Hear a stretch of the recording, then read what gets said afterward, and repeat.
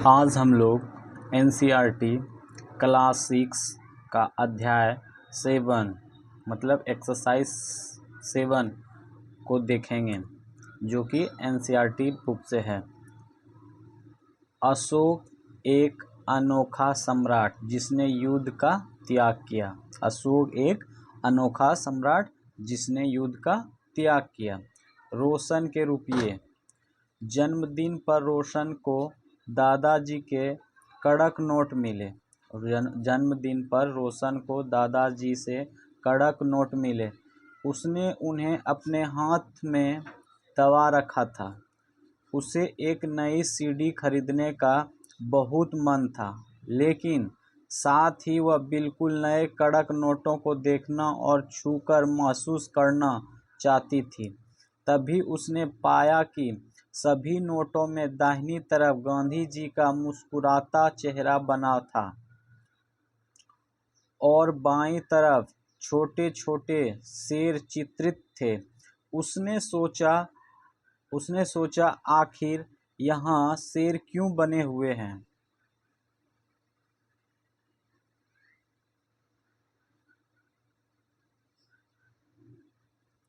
एक बहुत बड़ा राज्य, एक साम्राज्य। हम जिन शेरों के चित्र रुपयों पैसों पर देखते हैं, उनका एक लंबा इतिहास है। उन्होंने पत्थरों को काटकर बनाया गया था। उन्हें पत्थरों को काटकर बनाया गया और फिर उन्हें सारनाथ में एक विशाल स्तंभ पर स्थापित किया गया था। इस विषय में तुम अध्याय 6 में पढ़ा। इतिहास के महानतम राजाओं में एक अशोक के निर्देश पर इसके जैसे कई स्तंभों और पत्थरों पर अभिलेख उत्कीर्ण किए गए। इसके पहले कि हम यह जानने कि इन अभिलेखों में क्या लिखा है, यह समझने की कोशिश करें कि उनके राज्य को साम्राज्य क्यों कहा जाता है।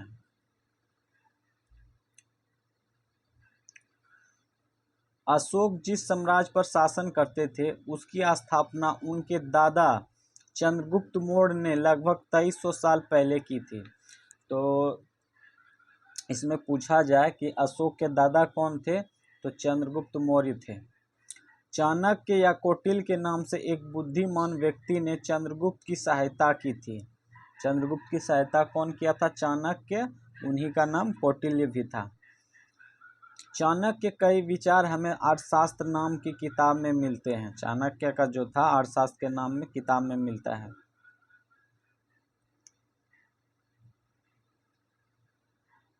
यह है शेर वाला अशोक स्तंभ।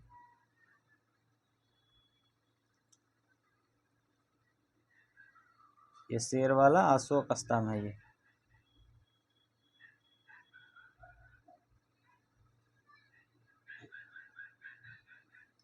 वंश।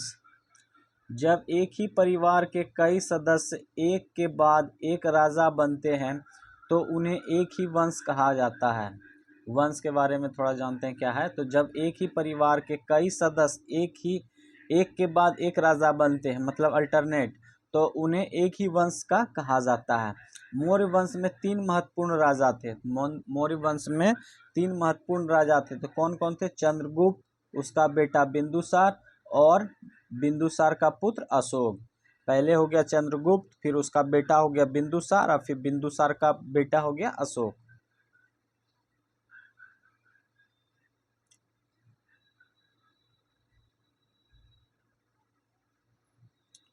साम्राज्य में बहुत से नगर थे। मानचित्र में उन्हें काले बिंदुओं से दिखाया गया है। मानचित्र मिलेगा तो आगे देख लेंगे। इनमें से साम्राज्य की राजधानी पाटलिपुत्र, उज्जैन और तक्षशिला जैसे नगर प्रमुख थे। तक्षशिला उत्तर पश्चिम और मगध एशिया के लिए आने जाने का मार्ग था। दूसरी तरफ उज्जैन उत्तरी भारत में दक्षिण भारत जाने वाले रास्तों में पड़ता था। यहाँ से देखते हैं, इंपॉर्टेंट लाइन है। तक्षशिला उत्तर पश्चिम और मध्य एशिया के लिए आने जाने का मार्ग था। तक्षशिला कहाँ था? तो उत्तर पश्चिम और मध्य एशिया के जाने के लिए भाग था। दूसरी तरफ उज्जैन उत्तरी भारत में दक्षिणी भारत जाने के रास्ता में पड़ता था। शायद नगरों में व्यापारी, सरकारी अधिकारी और शिल्पकार रहा करते थे। साम्राज्य के बहुत बड़े क्षेत्रों में किसानों और पालकों के गांव बसे हुए थे। मध्य भारत जैसे इलाकों में ज़्यादातर हिस्सा जंगलों से भरा हुआ था। मध्य भारत जो था ज़्यादातर जंगलों से घिरा हुआ था। वहाँ पर लोग फल फूल का संग्रहण और जानवरों का शिकार करके जीविका चलाते थे। साम्राज्य के अलग अलग इलाकों में लोग भिन्न भिन्न, यहाँ थोड़ा सा देख लेते हैं क्या है ये,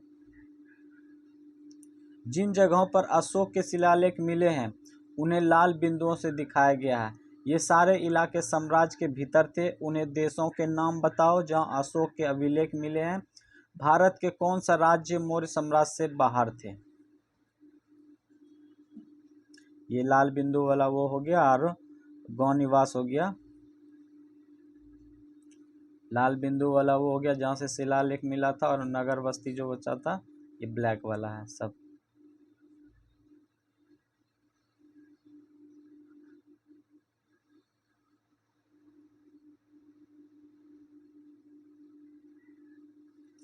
भाषाएं बोलते थे। वे लोग शायद अलग अलग प्रकार के भोजन करते थे और यहाँ तक कि अलग अलग किस्म के पोशाक भी पहनते थे।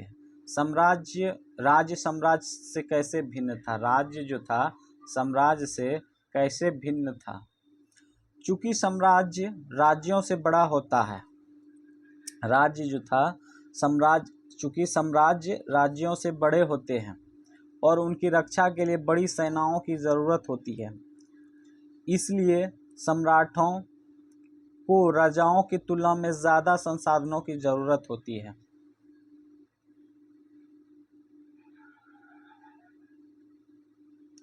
इसी कारण उन्हें बड़ी संख्या में कर इकट्ठा करने वाले अधिकारी की ज़रूरत होती है। साम्राज्य का प्रशासन को देखेंगे। चूँकि मौर्य साम्राज्य बहुत बड़ा था, इसलिए अलग अलग हिस्सों पर अलग अलग ढंग से शासन किया जाता था। पाटलिपुत्र और उसके आसपास इलाकों पर सम्राट का सीधा नियंत्रण था। इसका मतलब यह हुआ कि इस इलाकों के गांवों और शहरों के किसानों, पशुपालकों, शिल्पकारों और व्यापारियों से कर इकट्ठा करने के लिए राजा अधिकारियों की नियुक्ति करता था। जो राजा के आदेशों का उल्लंघन करते थे, अधिकारी उनको सजा भी देते थे। उनमें से कई अधिकारियों को वेतन भी दिया जाता था।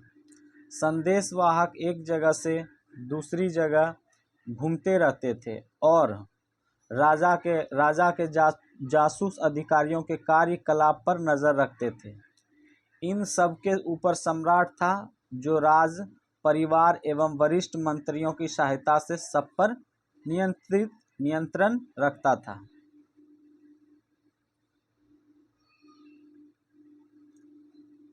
मौर्य साम्राज्य के भीतर कई छोटे छोटे क्षेत्र या प्रांत थे। मौर्य साम्राज्य के भीतर बहुत सारे छोटे छोटे क्षेत्र या प्रांत थे।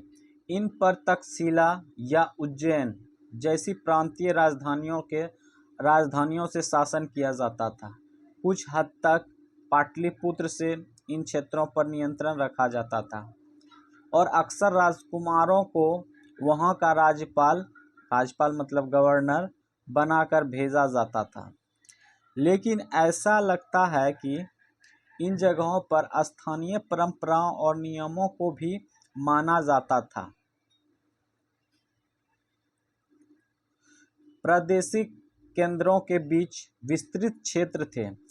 इनके इलाकों में मौर्य शासक सिर्फ मार्गों और नदियों पर नियंत्रण रखने की कोशिश करते थे, जो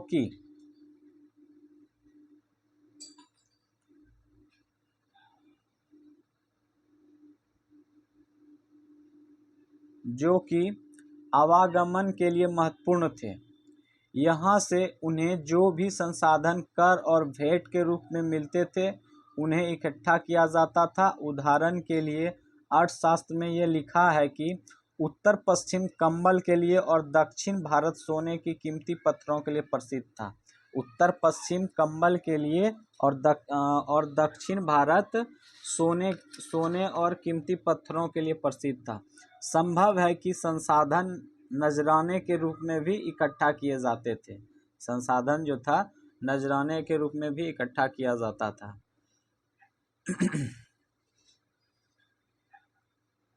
नजराना, जहाँ कर नियमित ढंग से इकट्ठे किए जाते थे, वहीं नजराना अनियमित रूप से जब भी संभव हो इकट्ठा किया जाता था। ऐसे नजराने विविध पदार्थों के रूप में प्रायः ऐसे लोग से लिए जाते थे जो स्वेच्छा से इसे देते थे।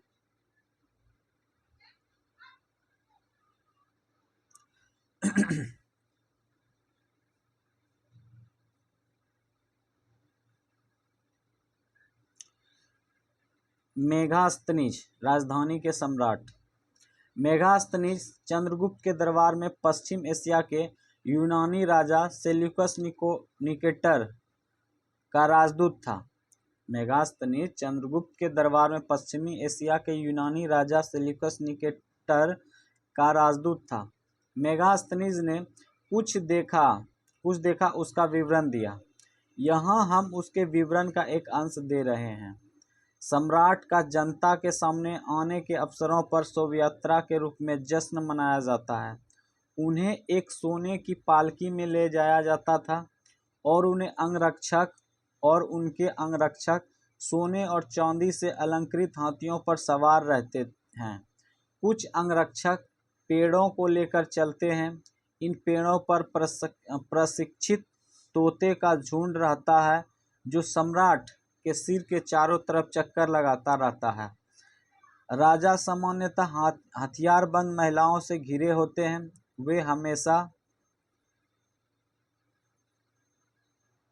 वे हमेशा इस बात से डरे रहते हैं कि कहीं कोई उनकी हत्या करने की कोशिश तो न करे।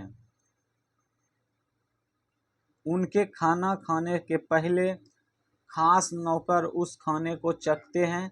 वे लगातार 2 रात एक ही कमरे में नहीं सोते थे। और पाटलिपुत्र, आधुनिक पटना के बारे में। पाटलिपुत्र को अभी हम लोग पटना के नाम से जानते हैं, उसके बारे में जानते हैं। यह एक विशाल और खूबसूरत नगर है। यहाँ एक विशाल प्राचीन से घिरा है जिसे 570 बुर्ज और 64 द्वार, 2 और 3 मंजिल वाले घर लकड़ी और कच्ची ईंटों से बने हैं। राजा के महल भी काठ से बना है जिसे पत्थर की नक्काशी से अलंकृत किया गया है। यह चारों तरफ से उद्यानों और चिड़ियों के लिए बने बसेरों से घिरा है।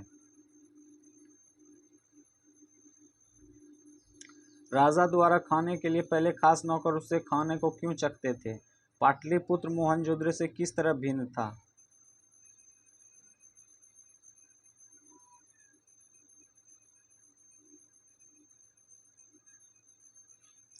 और अंत में जंगल वाले इलाकों में आते थे। वहां रहने वाले लोग काफी हद तक स्वतंत्र थे।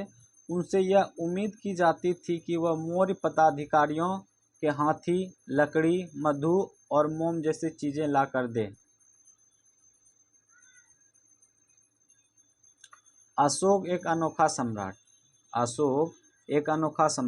अशोक मौर्य वंश के सबसे प्रसिद्ध शासक थे। वह ऐसे पहले शासक थे जिन्होंने अभिलेखों द्वारा जनता तक अपने संदेश पहुंचाने की कोशिश की। अशोक के ज़्यादातर अभिलेख प्राकृतिक भाषा और ब्राह्मी लिपि में हैं।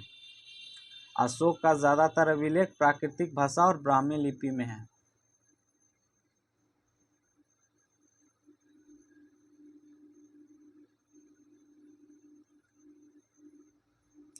कलिंग युद्ध का वर्णन करता हुआ अशोक का अभिलेख। कलिंग युद्ध जो हुआ था उसका वर्णन करते हुए अशोक का अभिलेख। अपने एक अभिलेख में अशोक ने यह बात कही, राजा बनने के 8 साल बाद मैंने कलिंग विजय की। एक क्वेश्चन बनता है कि राजा कितने साल बाद कलिंग युद्ध किया? तो 8 साल बाद। लगभग 1.5 लाख लोग बंदी बना लिए गए। 1 लाख से ज़्यादा भी लोग मारे गए हैं।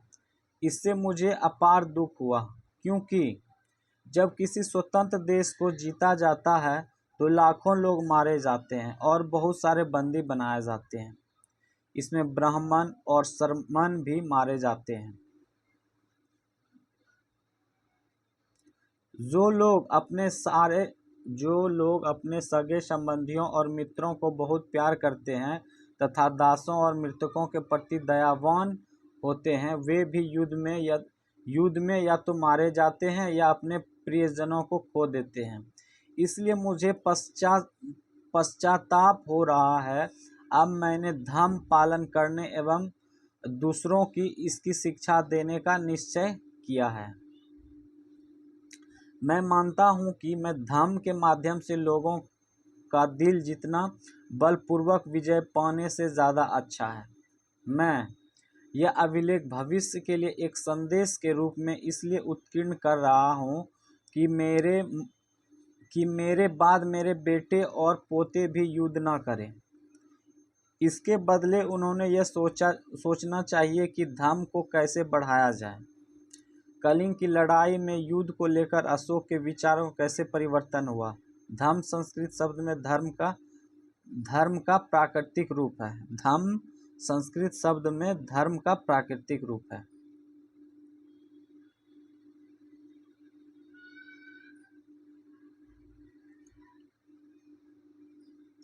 अशोक का कलिंग युद्ध। कलिंग तटवर्ती उड़ीसा के प्राचीन नाम है। कलिंग तटवर्ती उड़ीसा का प्राचीन नाम है। मानचित्र 5 पृष्ठ 68 देखो। अशोक ने कलिंग को जीतने के लिए एक युद्ध लड़ा, लेकिन युद्ध जनित हिंसा और खून खराबा देखकर उन्हें युद्ध से वितृष्णा हो गई। उन्होंने निर्णय लिया कि वह भविष्य में कभी युद्ध नहीं करेंगे।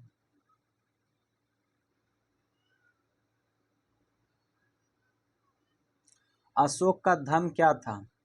अशोक के धर्म में किसी देवता का पूजा अथवा किसी कर्मकांड की आवश्यकता नहीं थी। उन्हें लगता था कि जैसे पिता अपने बच्चों को अच्छा व्यवहार की शिक्षा देते हैं, वैसे ही यह उनका कर्तव्य था कि अपने प्रजा को निर्देश दे। वे बुद्ध के उपदेश से भी प्रेरित हुए थे। ऐसी कई समस्याएं थीं जिनके लिए उनमें संवेदना थी। उनके साम्राज्य में अलग अलग धर्मों को मानने वाला लोग थे और इससे कई बार टकराव पैदा हो जाता था। जानवरों की बलि चढ़ाई जाती थी। दासों और नौकरों के साथ क्रूर व्यवहार किया जाता था। इनके अलावा परिवार में व पड़ोसियों के बीच भी झगड़े होते रहते थे। अशोक ने यह महसूस किया कि इन समस्याओं का निदान उनका कर्तव्य है। इसलिए उन्होंने धम्म महामत नामक के अधिकारियों की नियुक्ति की। कौन सा अधिकारियों की नियुक्ति की? तो धम्म महामत, जो जगह जगह जाकर धम्म की शिक्षा देते थे। इसके अतिरिक्त अशोक ने अपने संदेश कई स्थानों पर शिलाओं और स्तंभों पर खुदवा दिए। अधिकारियों को यह निर्देश दिया गया कि वे राजा के संदेश को उन लोगों को पढ़कर सुनाएं जो खुद पढ़ नहीं सकते थे। अशोक ने धम्म के विचारों को प्रसारित करने के लिए सीरिया, मिस्र, ग्रीस तथा श्रीलंका भी दूत भेजे।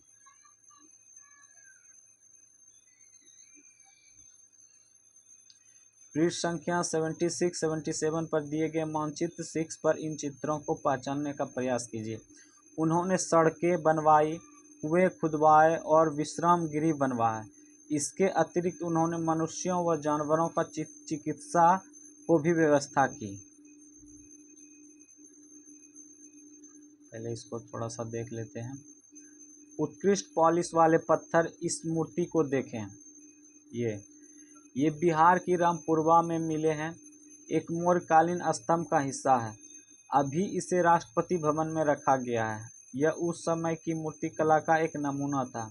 इस मूर्ति बिहार के रामपुरवा में मिले हैं। मौर्यकालीन स्तंभ है ये।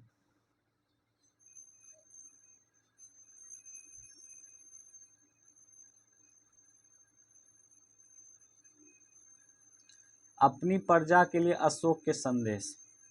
लोग विभिन्न अवसरों पर अनुष्ठान करते हैं।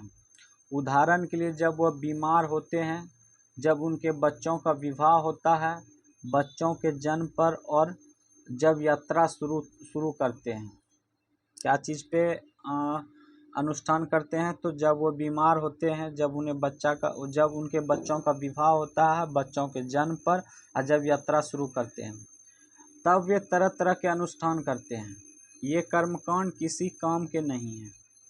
इसके बदले यदि लोग दूसरे रीतियों को माने तो वह ज़्यादा फलदायी होंगी। ये अन्य प्रकार की रीतियाँ क्या है? ये है अपने दासों और नौकरों के साथ अच्छा व्यवहार करना, बड़ों का आदर करना, सभी जीवों पर दया करना और ब्राह्मणों तथा श्रमणों को दान देना। अपने धर्म की प्रशंसा या दूसरों के धर्म की निंदा करना, दोनों की बातें गलत है। हर किसी को दूसरे धर्म का आदर करना चाहिए। यदि कोई अपने धर्म की बड़ाई और दूसरे के धर्म की बुराई करता है तो वास्तव में अपने धर्म को ज़्यादा नुकसान पहुंचा रहा है। इसलिए हर किसी को दूसरे धर्म के प्रमुख विश्वासों को समझने की कोशिश करते हुए उसका आदर करना चाहिए। भारत के प्रथम प्रधानमंत्री पंडित जवाहरलाल नेहरू ने लिखा है कि उनके धर्म देश आज भी हमसे एक ऐसी भाषा में बात करते हैं जिन्हें हम समझ सकते हैं और जिनसे हम बहुत कुछ सीख सकते हैं। अशोक ने धर्म के विचारों को दूर दूर तक फैलाने के लिए उन बातों को बताया जो आपके अनुसार आज भी प्रासंगिक है। अशोक के संदेश उन हिस्सों में बताओ जहां आज भी प्रासंगिक है।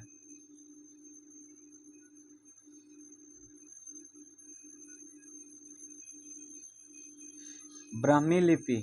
आधुनिक भारत के ज़्यादातर लिपियां पिछले सैकड़ों वर्षों में ब्राह्मी लिपि से उत्पन्न हुई है। यह आप अ अक्षर को अलग अलग भाषाओं की लिपियों में देख सकते हैं। ये सारा अ ही लिखा हुआ आरंभिक ब्राह्मी में है, देवनागरी में अ है, ये भी अ है, ये बांग्ला में अ है, ये मलयालम में अ है और तमिल में अ है। सारा अलग अलग लिपि में लिखा हुआ है।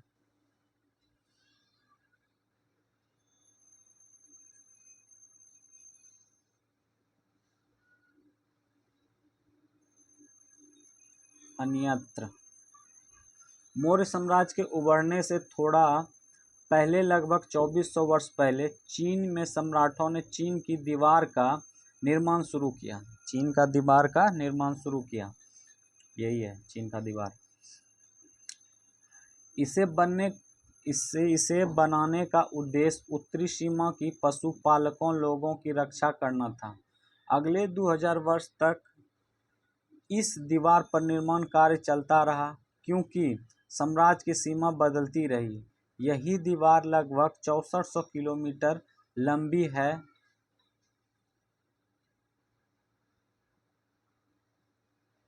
लगभग 6400 किलोमीटर लंबी है तथा पत्थर और ईंटों से बनी है।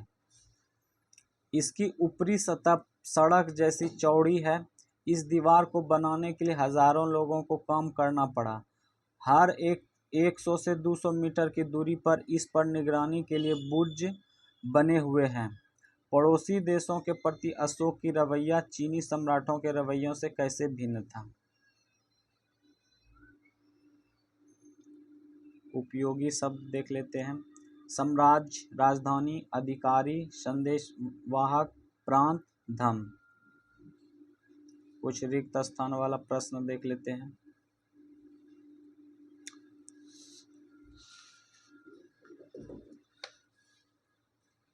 क नंबर, जहां पर सम्राटों का सीधा शासन था वहां अधिकारी डैश वसूलते थे। क्या वसूलते थे? तो कर वसूलते थे। ख नंबर, राजकुमारों को अक्सर प्रांतों में डैश के रूप में भेजा जाता था। तो क्या रूप में भेजा जाता था? तो गवर्नर के रूप में भेजा जाता था। इसको राज्यपाल कहते हैं। गवर्नर के रूप में भेजा जाता था। गो नंबर। मौर्य शासक आवागमन के लिए महत्वपूर्ण डैश और डैश पर नियंत्रण रखने का प्रयास करते थे। क्या चीज पे करते थे?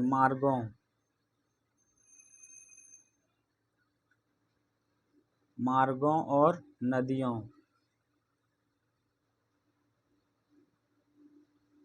नदियों पर नियंत्रण रखने का प्रयास करते थे। घ नंबर। प्रदेशों में रहने वाले लोग मौर्य अधिकारियों को डैश दिया करते थे। क्या दिया करता था? तो नजराना दिया करता था। नजराना दिया करते थे। 3 नंबर। बताओ कि निम्नलिखित वाक्यों में सही या गलत है। तो क नंबर देख लेते हैं। उज्जैन उत्तर पश्चिम की तरफ आवागमन के लिए मार्ग पर था। नहीं, ये गलत है। ख नंबर। आधुनिक पाकिस्तान और अफगानिस्तान के इलाके मौर्य साम्राज्य के अंदर थे। हाँ, ये ठीक है, अंदर थे। हाँ। ग नंबर। चंद्रगुप्त के विचार अर्थशास्त्र में लिए गए थे। गो का हो जाएगा। नहीं, ये गलत है। घ नंबर। कलिंग बंगाल का प्राचीन नाम था। कलिंग तो उड़ीसा का था नाम ना, ये भी गलत है। अशोक के ज्यादातर अभिलेख ब्राह्मी लिपि में है। हाँ, ये सही है।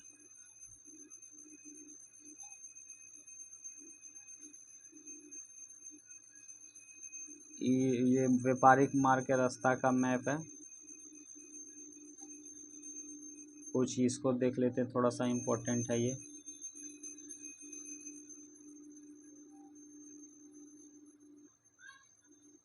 आगे की बात।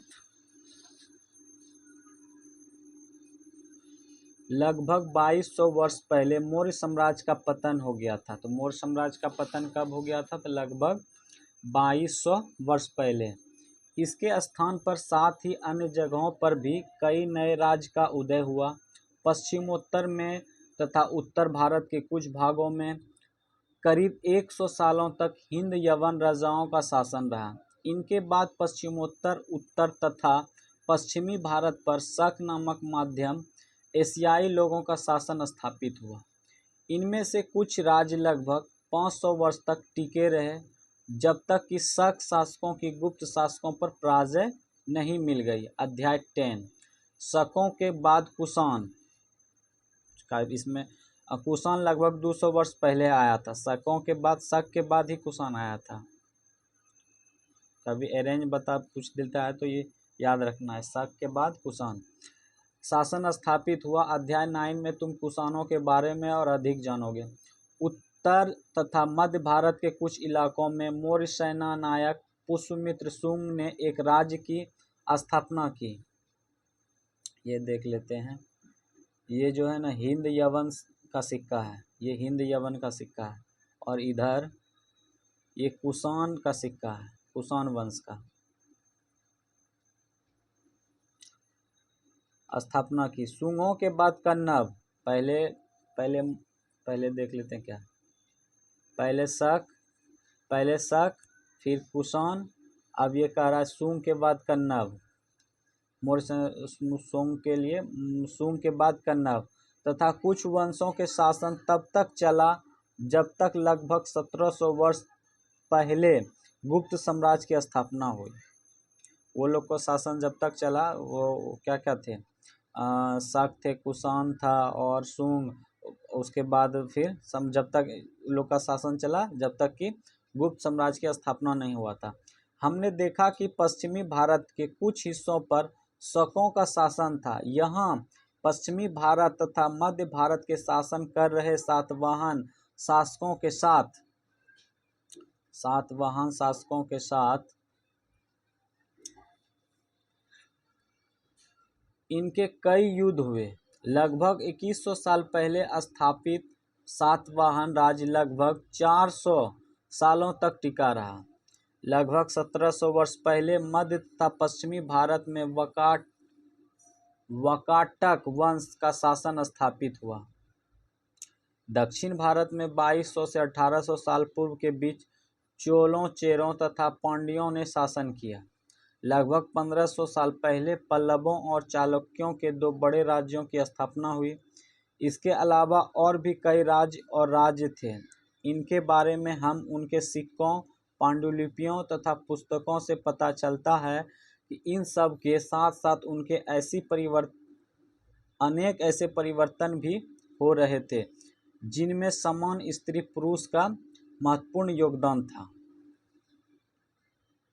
ये सिक्का देख, ये वो कुषाण का था, ये शक का सिक्का है, शक वंश का। ये सातवाहन का है, सातवाहन वंश। साथ साथ अनेक ऐसे परिवर्तन भी हो रहे थे जिनमें समान स्त्री पुरुष का महत्वपूर्ण योगदान था। इनमें कृषि का प्रसार, नए शहरों का विकास, उद्योग तथा व्यापार में प्रगति थी। व्यापारिक ने एक तरफ जहां उपमहाद्वीप के अंदर तथा बाहर जमीन के रास्तों की खोज की, वहीं पश्चिम एशिया, पूर्वी अफ्रीका तथा दक्षिणी पूर्वी एशिया मानचित्र 6 के समुद्री रास्ते भी खुले। मंदिर, स्तूपों तथा अन्य इमारतों का निर्माण हुआ। किताबें लिखी गई, साथ ही वैज्ञानिक खोजें भी हुई। ये सारी बातों के साथ साथ हो रही थी। इस पुस्तक के बाकी हिस्सों पर पढ़ते हुए तुम इन बातों पर ध्यान में रखना। ये टॉपिक खत्म हो गया। ये है सातवाहन का सिक्का, ये हो गया शक का सिक्का।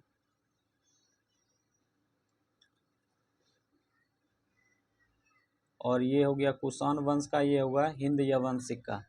आज हम लोग ये एनसीईआरटी कक्षा 6 का 7 नंबर टॉपिक को ख़त्म कर दिए हैं। अब नेक्स्ट क्लास में पढ़ेंगे।